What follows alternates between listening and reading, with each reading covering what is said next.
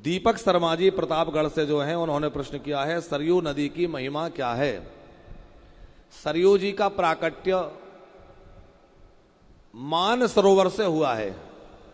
ब्रह्मा जी के अश्रु बिंदु से मान सरोवर प्रकट हुआ और मान सरोवर का जो जल है वह अत्यंत पवित्र है, क्योंकि ब्रह्मा जी के भगवत भक्ति जब ब्रह्मा जी में आई, भगवान के प्रेम को साथ में उनके प्रेम अश्रु झल के उससे मान सरोवर प्रकट हुआ। तो मान सरोवर का जल अत्यंत पवित्र है। जिस समय अयोध्या में महाराज रघु का राज्य था तो रघु जी ने विचार किया कि हमारी नगरी जो अयोध्या है, अयोध्या के पास में कोई पवित्र तीर्थ होना चाहिए।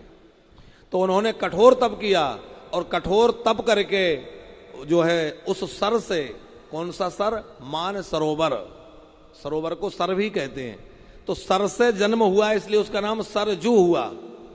और सरयू नदी जो है वो साक्षात श्री सीताराम जी का द्रवीभूत स्वरूप है। जैसे यमुना जी राधा कृष्ण का द्रवीभूत स्वरूप है, उसी प्रकार श्री सीताराम जी का द्रवीभूत स्वरूप सरयू जी है।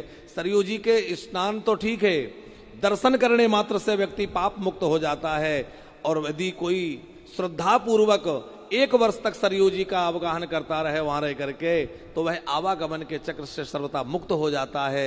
एक बार सरयू जी का दर्शन करने मात्र से भी अनेक गंगा स्नान का पुण्य प्राप्त होता है। आप सरयू जी नित्य नहीं जा सकते, आप अपने घर में स्नान कर रहे हैं तो घर में भी आप अपने बाथरूम में स्नान, तो इन पवित्र नदियों का नाम अवश्य स्मरण करना चाहिए।